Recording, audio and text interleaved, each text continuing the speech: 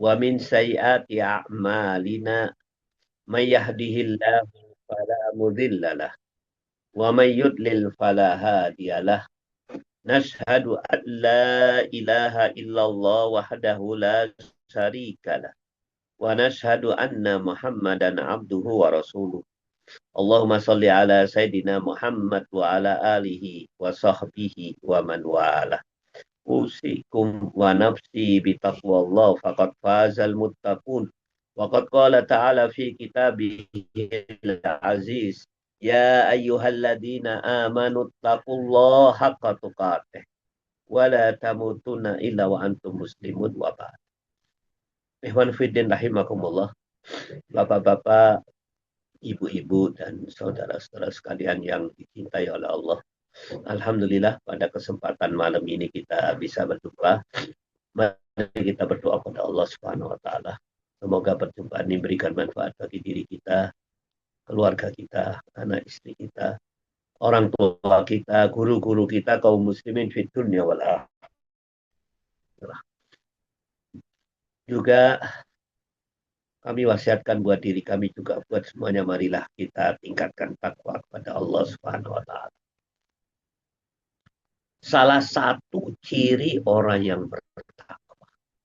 Jadi sekali lagi kami sampaikan bahwa orang yang bertakwa ini mempunyai banyak ciri. Makin banyak ciri takwa yang kita kumpulkan, ya makin tinggi derajat takwa kita. Tapi sebaliknya, makin sedikit ciri takwa yang bisa kita kumpulkan, ya makin rendah derajat takwa kita. Pada kesempatan kali ini kami sampaikan, kami ingatkan ada satu ciri orang yang bertakwa. Yaitu orang yang bertakwa ini berusaha untuk beramal berdasarkan ilmu.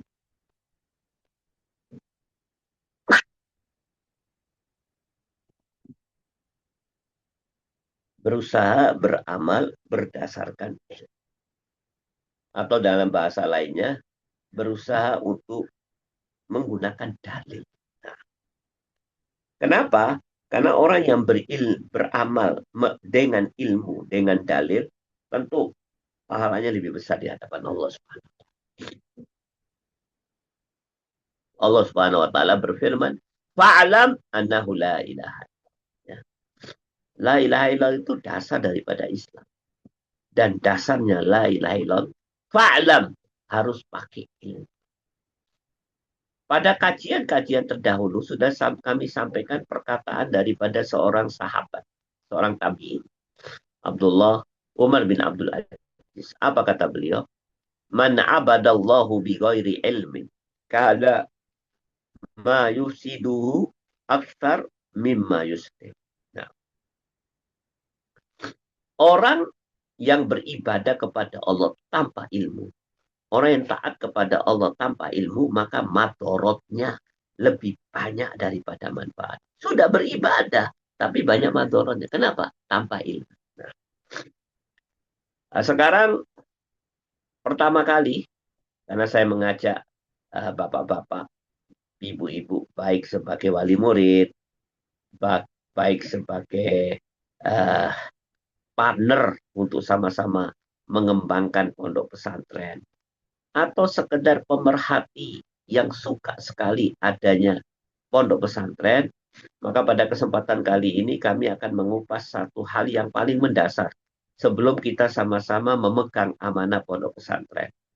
Yaitu pada kesempatan kali ini judul kajian kita adalah pondok sebagai sarana untuk mendapatkan jannah dan ridho. Ewan fiddin rahimakumullah. Tapi kami mulai dari satu ayat Allah Subhanahu wa taala. Banyak maaf nih, lagi satu minggu ini kurang sehat ya. Nah, lagi kena flu. Mudah-mudahan apa yang kami sampaikan bisa dipahami. Nah, kami mulai dari satu ayat di mana Allah Subhanahu wa taala firman di dalam surat At-Taubah ayat 71 yang bunyinya wal mu'minuna wal mu'minat ba'duhum awliya'u ba'd ya'muruna bil ma'ruf wa yanhauna 'anil munkar. Nah, ayat ini menjelaskan tentang karakter. Iman fiddin rahimakumullah. Setiap makhluk Allah itu punya karakter. Dengan berkarakter, dia akan tampil, berprestasi, dimuliakan, dan tidak dihinakan. Contoh, api karakternya adalah menghanguskan apa yang ada di hadapan. Air punya karakter menghanyutkan apa yang ada di hadapan. Api dan air apabila tidak berkarakter, maka dia akan menjadi wedang cair. Ya. Dikerjain oleh banyak orang. Harimau punya karakter. Apa karakternya? Puas. Kalau harimau tidak punya karakter puas, maka dia akan menjadi tontonan sirkus yang membuat ketawa terpingkal-pingkal, walau hatta bayi anak kecil. Nah, maka sekali lagi, setiap makhluk kata. Nah, begitu juga manusia. Allah Subhanahu wa taala menjelaskan orang mukmin itu paling tidak memiliki dua karakter di samping karakter yang lain. Ayat ini menjelaskan, tadi sudah saya bacakan, surat At-Taubah ayat 71. Wal mu'minuna wal mu'minat ba'duhum awliya'u ba'd. Ya'muruna bil ma'ruf wa yanhauna 'anil munkar. Karakter yang pertama, orang yang beriman itu bersatu, bersaudara, bukan sekedar bersaudara, tapi dia berada di puncak persaudaraannya, saling melindungi, berada di puncak persaudaraan, saling melindungi. Nomor satu, karakter yang pertama. Karakter yang kedua, ya'muruna bil ma'ruf wa yanhauna 'anil munkar. Mereka itu bersatu untuk apa? Untuk bisa melakukan satu aktivitas yang harus mereka lakukan selama mereka hidup di dunia. Amal ma'ruf, nahi munkar. Maka ini dua karakter orang. Apa karakternya? Amal ma'ruf, nahi munkar. Bagaimana caranya supaya bisa melakukan karakter ini? Menunjukkan karakter ini amal ma'ruf nahi munkar, melakukan perbaikan dan menghadapi segala macam kejelekan dan kemungkaran, maka dia harus membina persatuan. Bukan sekedar persatuan, tapi berada di puncak persatuan. Ba'duhum awliya'u. Gimana fiddin rahimakumullah? Mari kita melihat satu kenyataan. Ya. Mengapa di sekitar masjid ada bandar judi? Kenapa di sekitar madrasah Islam ada bandar narkoba? Kenapa di sekitar perkampungan kaum muslimin ada lokalisasi?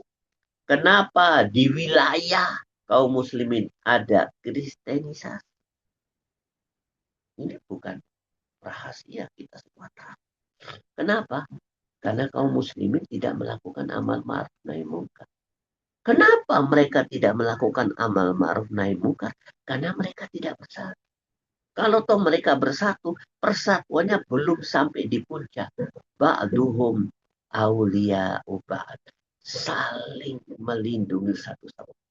Maka iman fiddin rahimakumullah, itu karakter yang harus dimiliki oleh orang yang bertakwa. Kalau hilang karakternya, menjadi lelucon di hadapan manusia lain. Sebagaimana harimau menjadi lelucon apabila mereka berada di dalam kerangkeng sirkus, membuat terpingkal banyak orang. Sebagaimana api dan air. Dia hanya menjadi wedang jahe saja. Kenapa? Hilang karakter. Ini ayat pertama. Ya, tadi sudah kami sampaikan surat At-Taubah ayat 71. Ini sebagai dalil yang harus kita pahami. Kenapa hari ini kita sedang berusaha bekerja sama untuk memikul amanah pondok pesantren. Kemudian ayat yang kedua. Nah, Allah Subhanahu wa taala berfirman di dalam surat Al-Hujurat ayat 10. Pahami tadi ayat yang pertama At-Taubah 71. Ya. Nah, Ustadz harus tahu harus supaya kita beribadah kepada Allah itu pakai ilmu. Supaya manfaat kita beribadah itu jauh-jauh lebih besar tanpa madorot kalau pakai ilmu. Allah Subhanahu wa taala berfirman di dalam surat Al-Hujurat ayat 10.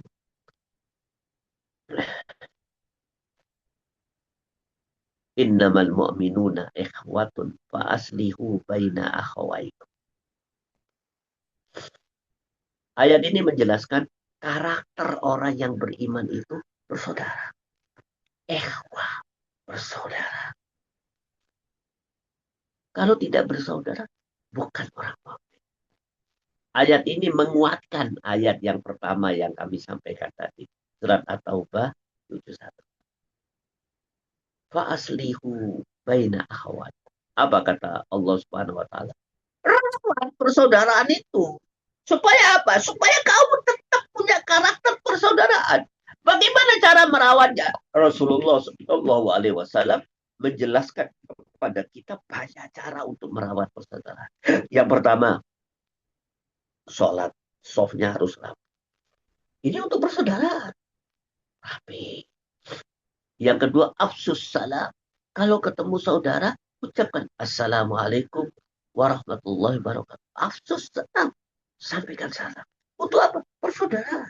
Ini bentuk perawatan terhadap saudara kita. Yang ketiga, Rasulullah pernah bersabda di satu hadis yang sangat pendek. Tahadu, tahabu. Kalian saling memberikan hadiah. Menerima hadiah, kasihkan hadiah lagi. Menerima, memberikan. Saling berhadiah. Supaya apa? Tahabu. Supaya saling mencintai. Hanya dengan hadiah yang murah akan timbul rasa cinta. Maka iman fiddin rahimahullah. Ini bentuk perawatan. Ya. Yang pertama tadi afsus salam. Sahabat ini kalau jumpa temannya, Assalamualaikum. Ya. Pernah diceritakan Ibnu Mas'ud, Abdullah bin Mas'ud. Setiap pagi ke pasar, Ajib. Ditanya oleh teman-temannya, kenapa kau ke pasar? Kau tak punya toko di pasar, tak punya lapak, tidak juga mau belanja. Karena Ibnu Mas'ud ini terkenal miskin di awal keislamannya. Apa kata Ibnu Mas'ud? Aku ke pasar ini, pekerjaan utama saya adalah untuk menyampaikan salam. Ketemu dengan orang di pasar, Assalamualaikum. Ketemu dengan bakul daging, Assalamualaikum. Ketemu dengan si fulan, Assalamualaikum. Saya putri pasar. Untuk apa? Menyampaikan salam. Kenapa? Karena memang di pasar itu banyak berkumpul orang. Maka yang fidillahimakum. Ini yang keempat. Ya. Saya lanjutkan. Pernah para sahabat di salah satu sahabat pernah naik kuda. Tiba-tiba lagi naik kuda, di tengah perjalanan mereka lagi naik kuda ada batu. Akhirnya kuda mereka ini berpisah. Beberapa menit saja. Kemudian gandeng lagi. Waktu gandeng mereka mengucapkan Assalamualaikum. Padahal berpisahnya hanya beberapa menit. Dipisahkan oleh batu atau gunung kecil. Iman fiddinahimahumullah. Yang keempat. Pernah pada satu waktu Rasulullah berjalan di malam hari. Berjalan di malam hari. Bersama istrinya. Papasan dengan seorang sahabat. Setelah papasan, Rasulullah memanggil sahabat. Ya ashabi ta'ala. Sini kau. Nih saya, ada apa ya Rasulullah? Nih saya perlu sampaikan kepada kamu. Bahwa wanita yang kugandeng ini istriku. Bukan orang lain. Ya Rasulullah tidak perlu diberitahu. Kami percaya. Tidak, saya harus sampaikan. Ini bagian daripada wa aslihu baina ahwai. Wa aslihu baina ahwai. Untuk merawat persaudaraan. Karena seudon akan menyebab persaudaraan ini rusak. Maka iman fiddin rahimakumullah. Nah, kita sudah sampai kepada dalil yang kedua tadi. Apa itu? Surat Al-Hujurat ayat 10. Ya, bahwa karakter orang yang mukmin ini bersaudara. Kemudian ayat yang ketiga, ya. Ini kita banyak membahas ayat ini, ya. Nah, Dan setiap ayat yang sudah dipahami, nanti dicatat ya. Nanti admin akan menuliskan nomor ayatnya di apa namanya di grup WA kita itu. Ya. Begitu juga hadisnya. Kalau ada hadis. Allah Subhanahu wa taala berfirman, ayat yang ketiga. Surat Asy-Syura ayat 13. Ya. Ini agak serius, ya, tidak banyak cerita karena memang kita mau sinau. Ya.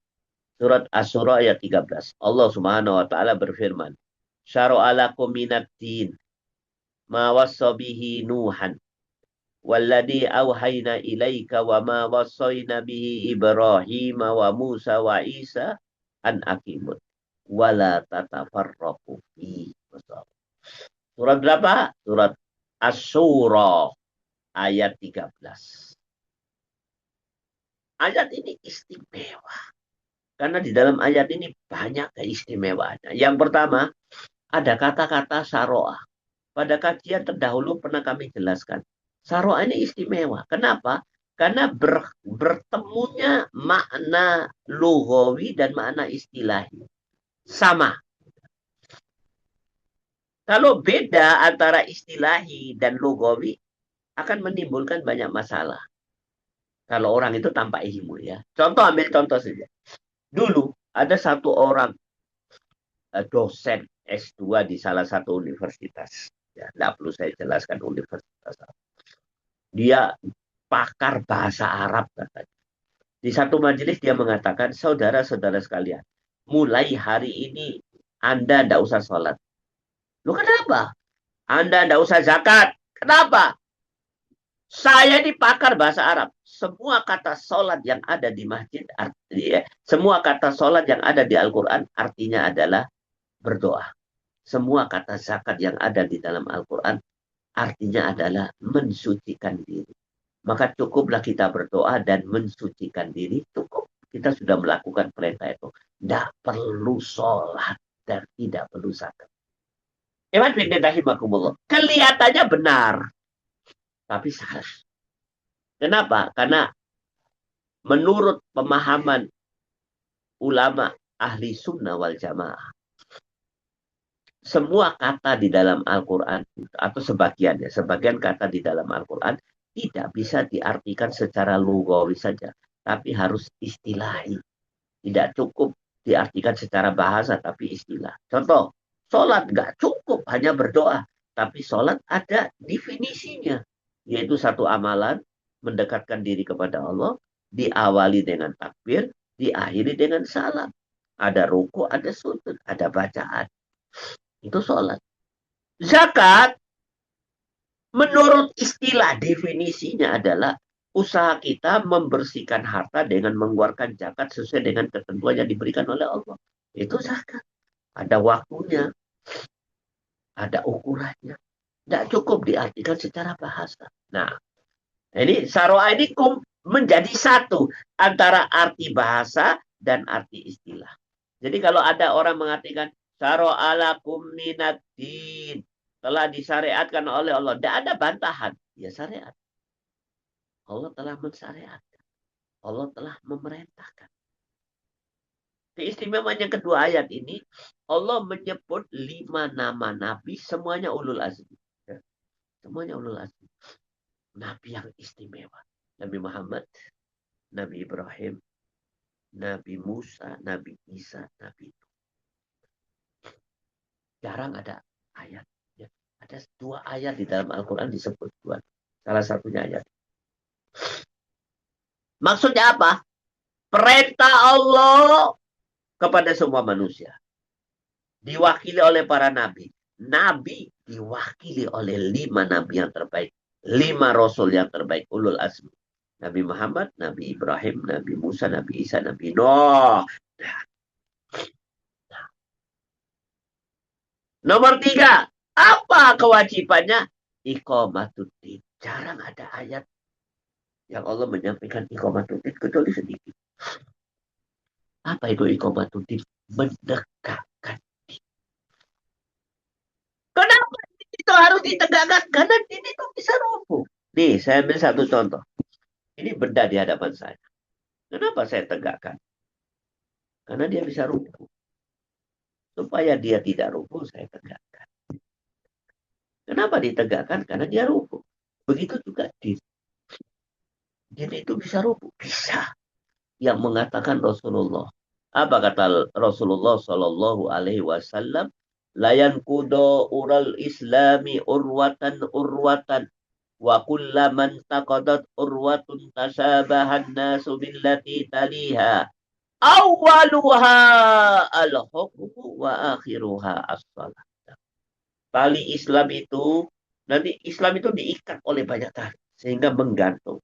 Tali Islam nanti akan putus, putus, putus satu persatu. Kalau sudah putus semua, jatuhlah Islam. Tali pertama yang putus tidak boleh berhukum dengan hukum buatan Allah. Tali yang terakhir tidak boleh. Iman fidin rahimakumullah. Alhamdulillah hari ini masih bisa sholat. Ya. Apalagi di tempat kita. Maka iman fidin rahimakumullah. Nah, bagaimana cara supaya Islam itu tidak rubuh? Harus melakukan satu usaha. An akimuddin. Menegakkan din. Iqamatuddin. Istilahnya di dalam syariat, iqamatuddin. Menegakkan din. Maka iman fidin rahimakumullah. Wala tatafarraqu fi. Nomor 4, ini yang paling penting. Setelah kata-kata an aqimuddin wala tatafarraqu fi. Allah menjelaskan, janganlah kalian berpecah belah. Maka iman fillah rahimakumullah, dari kalimat ini kita bisa mengambil satu kesimpulan. Apa itu? Kesimpulan yang paling penting. Apa itu? Bahwa iqamatuddin syarat utamanya. Di antara syarat-syarat utamanya harus bersatu, tidak bercerai-berai. Nah, alhamdulillah sudah kami jelaskan dalil. Ya, kenapa kita harus bersatu untuk melakukan aktivitas apapun di dalam Islam. Yang pertama surat At-Taubah 71. Yang kedua surat Al-Hujurat 10. Dan yang ketiga adalah surat Asy-Syura ayat 13. Rahimakumullah. Nah, mari kita bahas apa itu iqamatuddin. Iqamatuddin menegakkan din menurut ulama. Ini saya singkat saja. Sebenarnya ini pembahasannya dalam. Ya, iqamatuddin ini yang pertama, bagaimana cara menegakkan din? Yang pertama berdakwah. Berdakwah. Maka siapa saja di antara kita, apapun latar belakangnya, apapun yang dia sampaikan, dalam rangka untuk mengajak manusia untuk taat kepada Allah dan Rasulnya, dia sedang menegakkan. Siapapun dia, dimanapun dia. Dan Nabi dan Rasul, aktivitas utamanya, ya, apa itu?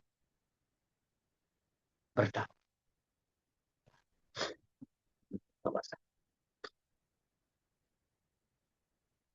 Kita tidak sedang membahas tentang dakwah secara detail. Nanti kita bahas insya Allah pada waktu yang lain.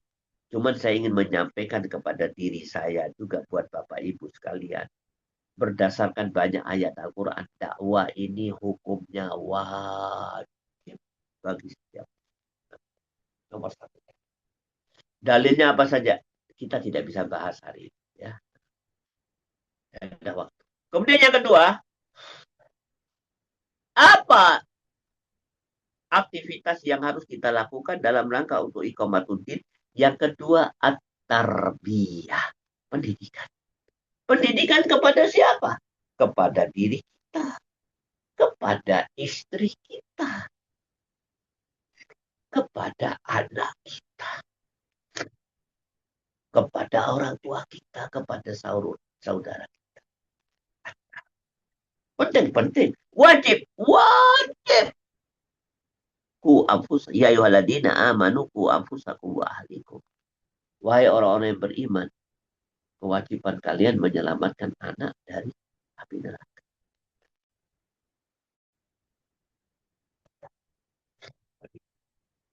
Pendidikan untuk siapa? Saya persempit.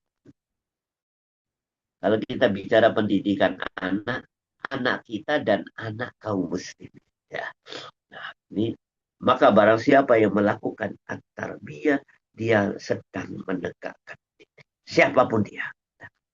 Dan ini aktivitas yang paling penting. Yang ketiga, kita percepat.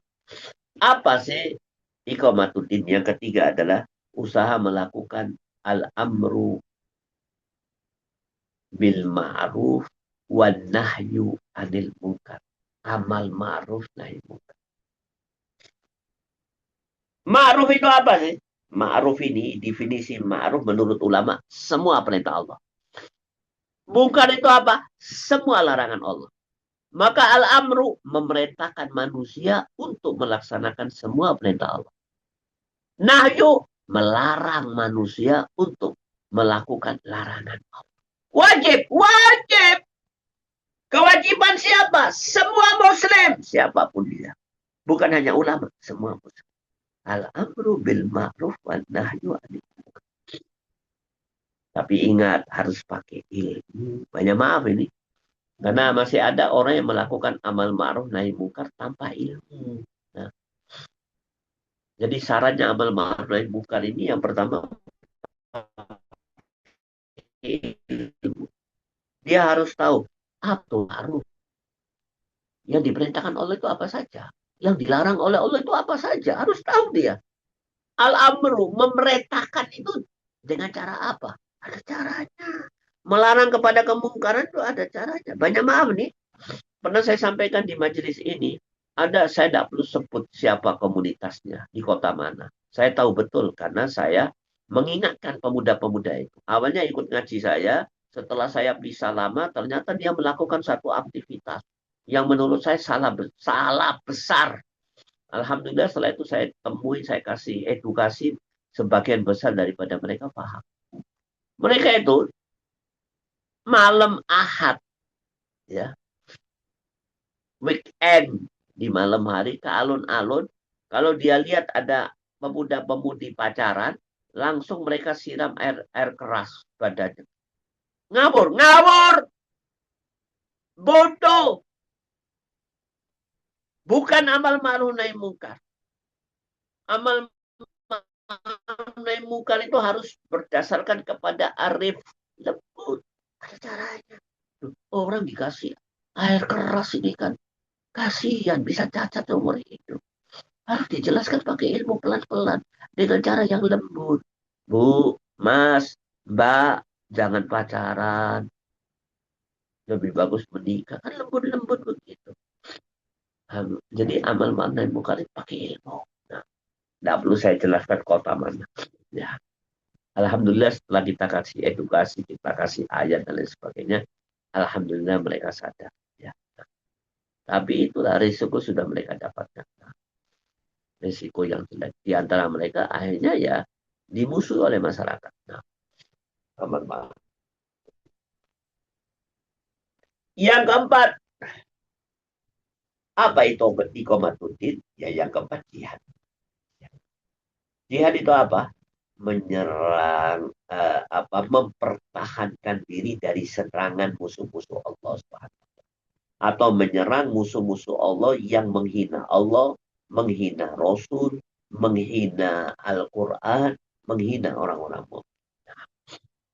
Tapi jihad itu ada fikihnya, bukan sembarangan. Ya. Seperti sholat ada fikih, namanya fikus sholat.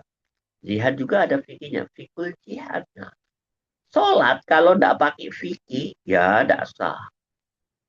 Ya, tidak memahami fikih tata caranya. Begitu juga jihad. Kalau tidak memahami tata caranya, ya salah. Di antara kesalahan daripada jihad itu adalah semua disikat. Semua dibunuh. Tidak boleh ada tata caranya. Ya. Bahkan gereja itu tidak boleh. Membunuh orang-orang yang sudah tua itu tidak boleh. Merusak pohon itu tidak boleh. Nah,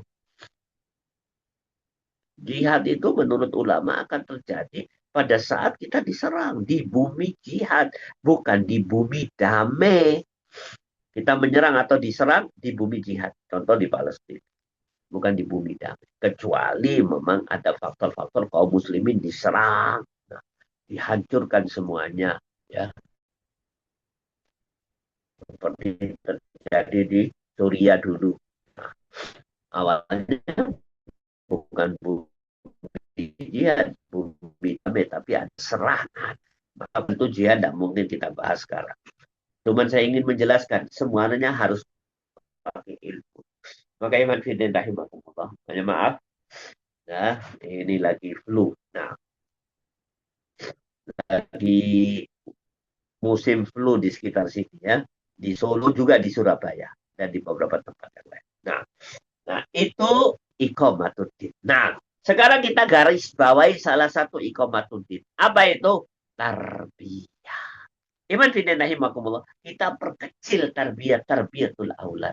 Membina anak-anak kita dan anak-anak kaum muslimin. Di antara caranya kita membuat pondok pesantren.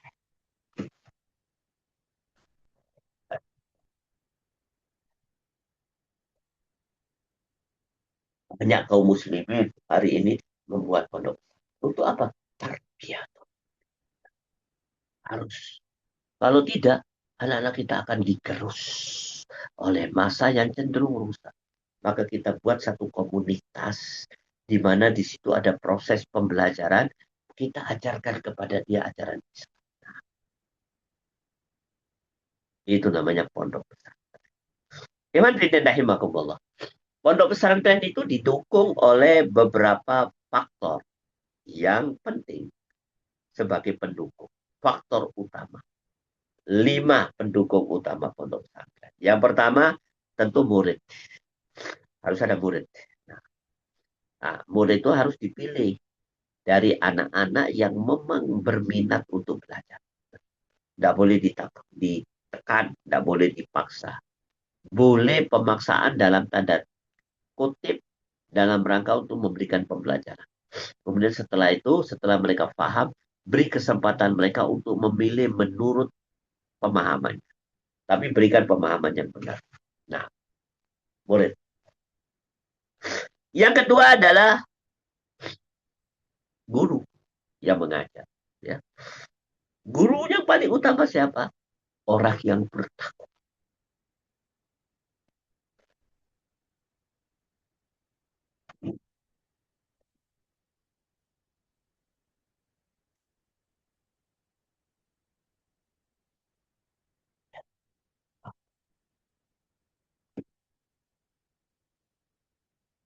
Orang yang bertakwa. Orang yang paham.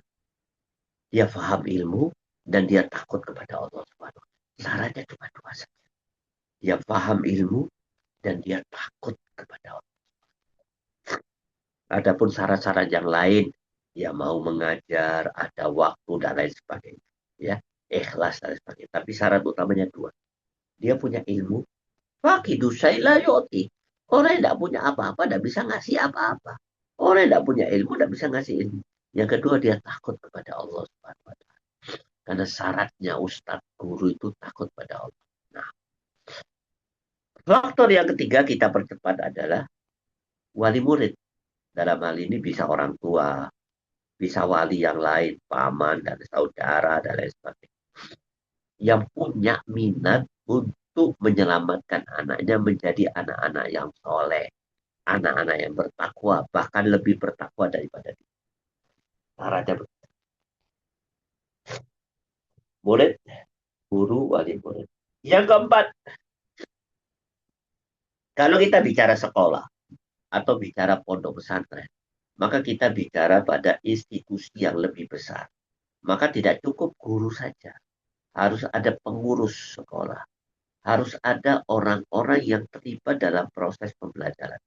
Ada pengurus, ada yayasan, ada juga bagian kesantrian, ada juga bagian kebersihan. Semua yang terlibat dalam proses pembelajaran. Itu pendukung utama. Guru saja nggak cukup. Ya. Guru hanya bisa mengajar. Tapi menciptakan satu keadaan supaya proses pembelajaran berjalan dengan baik harus ada pengurus. Dan siapa saja yang terlibat di dalam pengurus. Kemudian yang kelima ini juga penting. Ya, dia bukan guru, bukan wali murid, bukan juga murid. Ya, tapi diperlukan. Siapa dia? Orang-orang mukmin, orang-orang Islam yang mempunyai 3 kriteria. Yang pertama, dusau katin, dua ilmin, du malin. Ya. Yaitu orang-orang yang mempunyai ilmu, yang menjadi rujukan buat kita untuk bertanya, atau memiliki ilmu-ilmu yang diperlukan bagi proses pembelajaran, ilmu manajemen dan lain sebagainya. Yang kedua, saukatin, punya apa namanya, punya pengaruh, punya wibawa. Proses pembelajaran berjalan dengan baik. Yang ketiga, dumalin, orang yang punya harta. Dengan hartanya dia mempermudah proses pembelajaran. Nah, jadi 5 unsur harus bersatu. Bagaimana caranya proses pembelajaran bisa berbaik, bisa berjalan dengan baik? Mereka mempunyai 2 karakter. Satu, bersatu, berada di puncak persatuan, saling melindungi. Yang kedua, punya keinginan untuk amal ma'ruf. Iman fiddin rahimakumullah. Di antara usaha-usaha yang paling strategis untuk melakukan amal ma'ruf nahi munkar adalah kita ciptakan, kita bina anak-anak umat. Anak kita, anak Anda, bena'il ummah, anak-anak umat, untuk melakukan amal ma'ruf nahi munkar. Sekarang atau mungkin di masa depan. Bagaimana caranya? Lewat proses yang namanya tarbiyah. Tanpa tarbiyah, nonsen. Kenapa? Karena dunia sekarang sedang melakukan usaha pengrusakan. Di antara yang dirusak adalah anak muda. Dari umat, dari kaum muslimin yang dirusak. Dengan cara apa? Pornografi. Porno aksi. Narkoba. Makanan-makanan haram dan subhat. Termasuk banyak maaf. Ya. Tayangan-tayangan atau film-film, video-video, atau gambar-gambar, atau program yang ada di HP, atau sejenis HP, termasuk bioskop dan lain sebagainya. Maka kita harus melakukan proses al-islah, perbaikan. Dengan apa? Tarbiyah. Bagaimana caranya? 5 unsur itu harus bersatu. 5 penopang. Murid, guru, orang tua atau wali murid, kemudian pengurus sekolah dan lain sebagainya, dan tokoh masyarakat yang mempunyai 3 kriteria. Du malin, du saukatin, du ilmin. Fiddin rahimakumullah. Maka kami ingin mengatakan kepada diri kami dan juga Anda sekalian, pondok pesantren yang sederhana sekali, yang dibuat oleh siapapun, termasuk yang sedang kita rintis bersama-sama, ini sebagai satu wadah bagi kita untuk melakukan amal ma'ruf dengan cara mendidik anak. Mungkin kita sudah tidak bisa melakukan amal. Umur saya sudah 60 tahun kurang lebih. Rasulullah bersabda, A'maru ummati baina sittin wa sab'in. Umur umatku ini 60-70. Setelah itu meninggal mereka. Ada sebagian kecil sekali meninggalnya di atas 70. Tapi rata-rata 60 sampai 70. Bahkan di bawah 60 sudah banyak yang meninggal. Maka kita harus mempersiapkan aktivitas masa depan dengan mendidik anak. Caranya bagaimana? Kita harus bersatu melakukan amal ma'ruf. Dan inilah yang dimaksud dengan iqamatuddin. Syara'alakum minaddin ma wassa bihi Nuhan Walladhi auhayna ilaika wa ma wassayna bihi Ibrahim wa Musa wa Isa an aqimuddin. Nama mana? Surat As-Surah 13 ini. Allah menyebut 5 nabi loh. Nabi yang paling top. Pertama, Nabi Muhammad kekasih Allah. Yang kedua, Nabi Ibrahim Khalilullah kekasih Allah. Nabi Musa yang diajak bicara oleh Allah. Wa kallamallahu Musa takliman. Nabi Nuh, Nabi Isa, Masya Allah, lahir dari roh Allah. Nabi Nuh.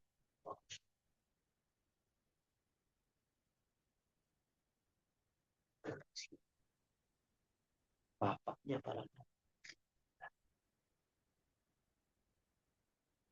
Sebagian ahli sejarah mengatakan Nabi Nuh itu Rasul yang pertama. Kalau Nabi Adam itu Nabi yang pertama.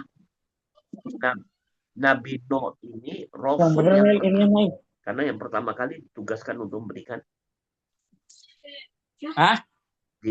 diberikan perintah untuk menjelaskan. Maka yang hadirin rahimakumullah. Di atas saja hal, Pak. Mungkin itu ya. Yang perlu saya sampaikan. Kok ada suara ini? Mohon suaranya dimatikan. Nah, yang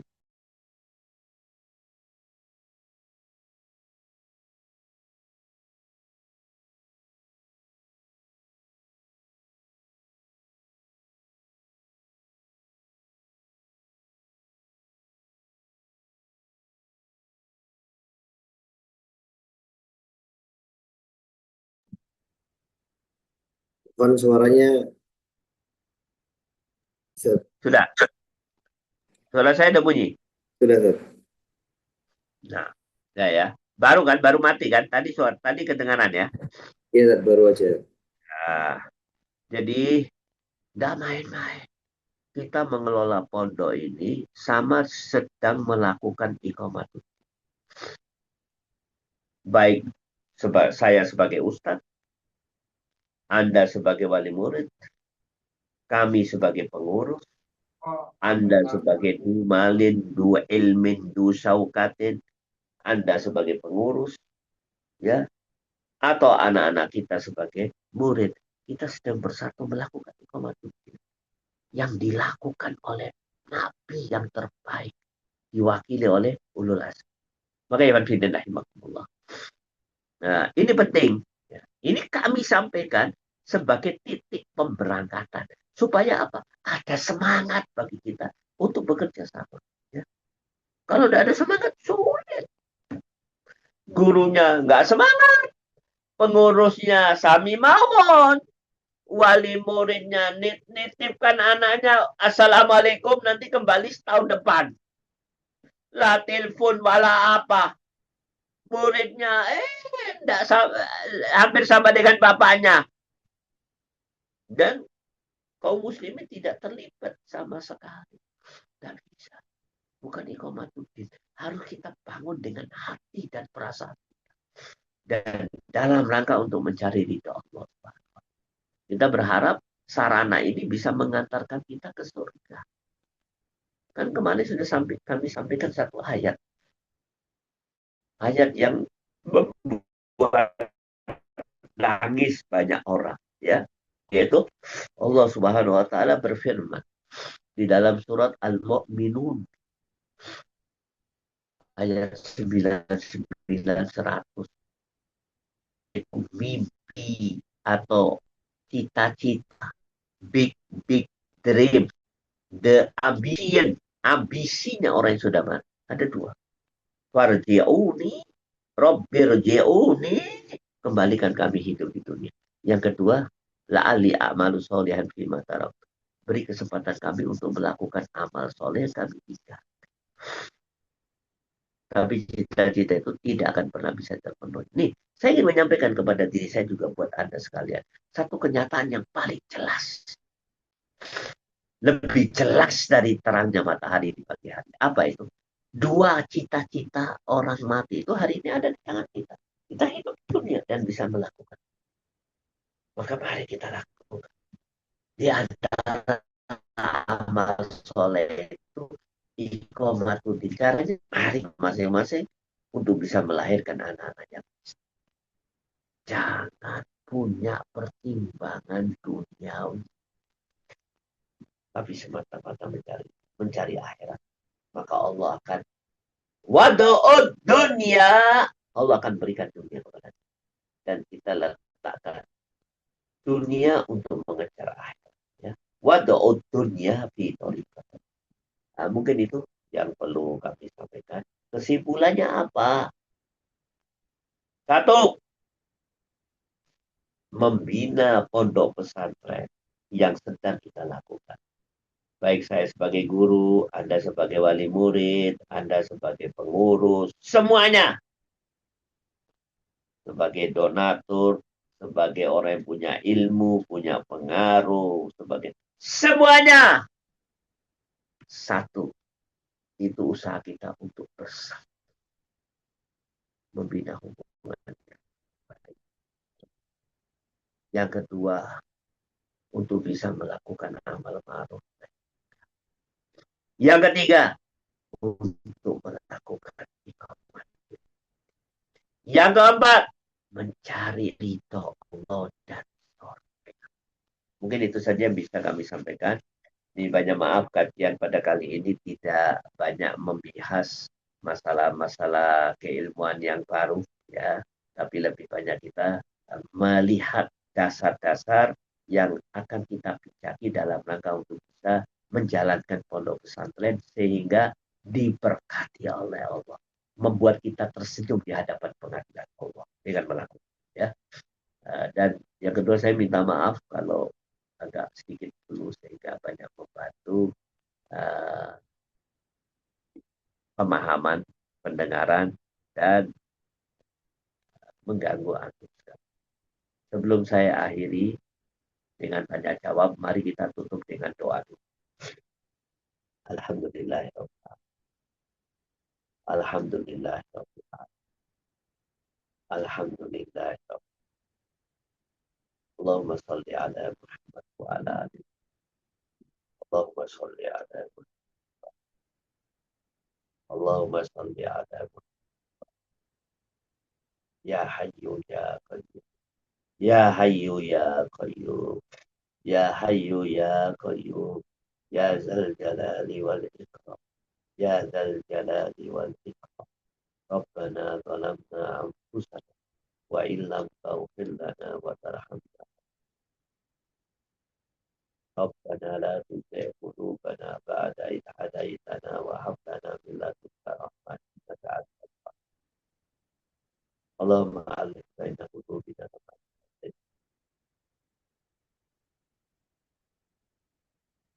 اللهم إنا نسألك حسن الخاتمة. اللهم ارزقنا توبة نصوحا قبل الموت. اللهم يا مقلب القلوب ثبت قلوبنا على دينك. ربنا هب لنا من أزواجنا وذرياتنا قرة أعين واجعلنا للمتقين إماما. ربنا هب لنا من أزواجنا وذرياتنا قرة أعين واجعلنا للمتقين إماما. رب هب لي من الصالحين. اللهم لا سهل إلا ما جعلته سهلا وأنت تجعل الحزن. ربنا آتنا في الدنيا حسنة وفي الآخرة حسنة وقنا عذاب النار. اللهم انصر المسلمين والمستضعفين والمجاهدين في فلسطين. اللهم انصر المسلمين والمستضعفين والمجاهدين في كل مكان وفي كل زمان. اللهم انصر المسلمين والمستضعفين والمجاهدين في بلدنا هذا. اللهم اجعلنا منهم. ربنا آتنا في الدنيا حسنة وفي الآخرة حسنة وقنا عذاب النار. Subhana rabbika rabbil izzati amma yasifun wa salamun alal mursalin walhamdulillahi rabbil alamin. Mungkin itu yang bisa kami sampaikan. Selanjutnya kami serahkan kepada Roisul Jalasa. Silakan.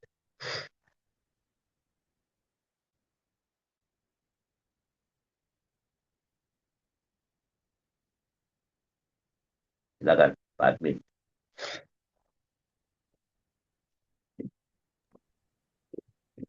Jazakumullah khairan kepada Ustaz Usman Haidar yang telah menyampaikan banyak sekali yang sudah kami tuliskan, insya Allah nanti akan di-share, Ustaz. Kemudian sebelum kita tutup mungkin ada satu atau dua penanya boleh melalui pesan atau bertanya secara langsung.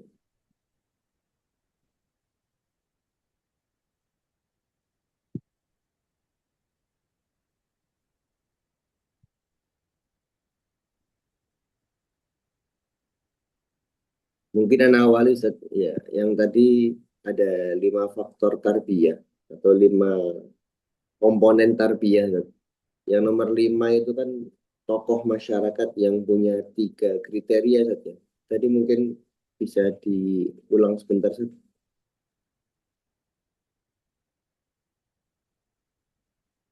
Ya, ya. Siapa yang bertanya ini? Jadi yang bertanya Raisul Jalsanya, Ustaz.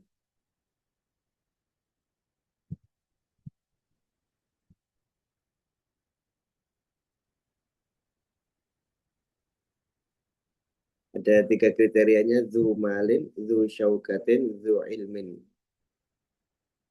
Mungkin maksudnya zu syaukatin ya Mas Ustaz.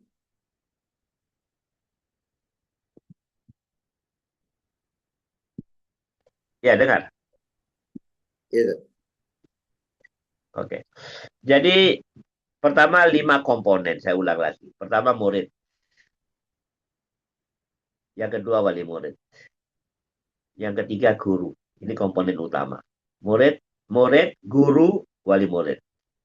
Murid, guru, wali murid. Baru kemudian pengurus. Jadi ini institusi masalah pondok ya. Baru kemudian yang keempat adalah tokoh kaum muslimin yang mempunyai 3 kriteria. Yang pertama, du ilmin, yang punya ilmu. Kita bertanya, baik masalah agama atau masalah umum, terutama masalah manajemen. Yang kedua adalah du saukatin, yang mempunyai sauka ini, apa pengaruh. Ya mungkin punya pengaruh karena ketokohannya, ketuaannya, atau dia kekuasaannya, Pak RT, Pak RW, Bupati, dan sebagainya. Paham ya? Atau ketokohannya, dan sebagainya. Dan yang ketiga, du ilmin, yang punya, du malin, du ilmin, du saukatin, du malin. Yang punya harta, punya fasilitas, punya dunia, punya mal, yang membantu proses pembelajaran. Itu saya. Ada Ber- lagi? Ini ada pertanyaan lewat chat, Ustaz. Ya, silakan. Apakah orang yang tidak terlibat dengan amar ma'ruf nahi munkar termasuk orang yang berdosa, Ustaz? Oh iya, iya, harus terlibat. Paling tidak, keterlibatan yang paling rendah adalah setuju adanya amal ma'ruf. Saya tahu ini ada kebatilan, saya nggak setuju kehadiran kebatilan. Harus dikasih larangan. Setuju dengan proses pengelarangan terhadap kebatilan. Atau setuju memerintahkan perintah Allah ma'ruf, itu itu yang paling rendah. Berdasarkan hadis Nabi, man ro'a min mungkaron fal yughayyiru biadi biqalbi wadalika ada afuli. Ya, ada 3. Kalau ada kemungkaran kita larang, kita cegah dengan apa? Dengan tangan. Dengan tangan itu maksudnya dengan kekuasaan. Ya, dengan kekuasaan. Yang kedua, kalau tidak punya dengan lesan, lewat dakwah, melarang dan sebagainya. Yang ketiga, kalau tidak bisa dengan hati. Dan hati itu setuju. Perlu ada amal mana yang bukan. Tapi itu iman yang paling rendah. Nah, yang diharapkan adalah dengan lesan dan dengan kekuasaan. Begitu saya. Jadi menjawab pertanyaan tadi, berdosa kalau tidak terlibat.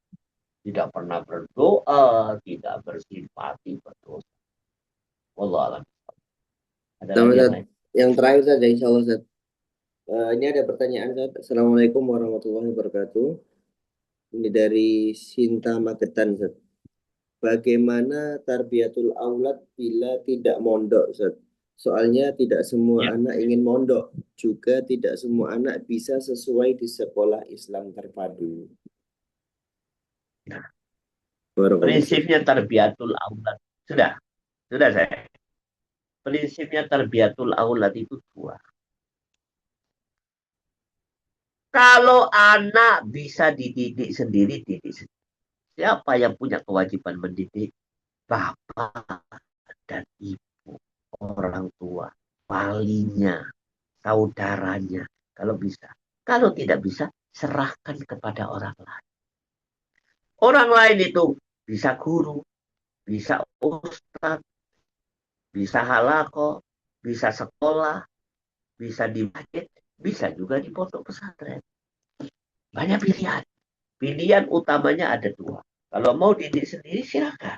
Kalau tidak mampu, serahkan kepada orang lain yang bisa mendidik. Sarannya dua. Punya ilmu dan dia takut kepada Allah. Orang yang bisa mendidik itu apa? Bisa guru datang ke rumahnya. Atau ustadz, atau kiai. Atau dia bikin halako-halako datang ke rumahnya. Atau dia bikin pondok pesantren. Atau dia bikin sekolah. Silakan. Atau dalam bentuk apapun yang lain yang kita mungkin belum tahu sekarang. Yang jelas penyerahan proses pendidikan kepada orang yang lebih tepat dan bertakwa kepada Allah dan disetujui oleh orang tua. Kalau tidak bisa begitu, yang paling utama dididik sendiri. Tapi tidak semua orang mau. Begitu, silakan. Jadi yang penting jangan memaksa anak ke pondok atau jangan memaksa ke sekolah atau jangan memaksa dididik di rumah. Semuanya perlu didiskusikan. Libatkan anak sebagai faktor yang diajak untuk memilih. Silakan. Sama, jazakumullah khair, Ustaz. Mungkin kita cukupkan saja, Ustaz. Alhamdulillah memasuki acara Gitu yang ya. Tidak terakhir. ada lagi. Sudah tidak ada, Ustaz. Ya, oke. Masuknya saya yang terakhir adalah penutupan. Jazakumullah khairan kepada Ustaz Usman Haidar yang telah menyampaikan nasihat-nasihatnya dan telah menjawab beberapa pertanyaan yang disampaikan tadi. Mari kita tutup acara pada malam hari ini, kajian online pada malam hari ini dengan bacaan hamdalah dan kafaratul majlis. Alhamdulillahirabbil alamin. Subhanakallahumma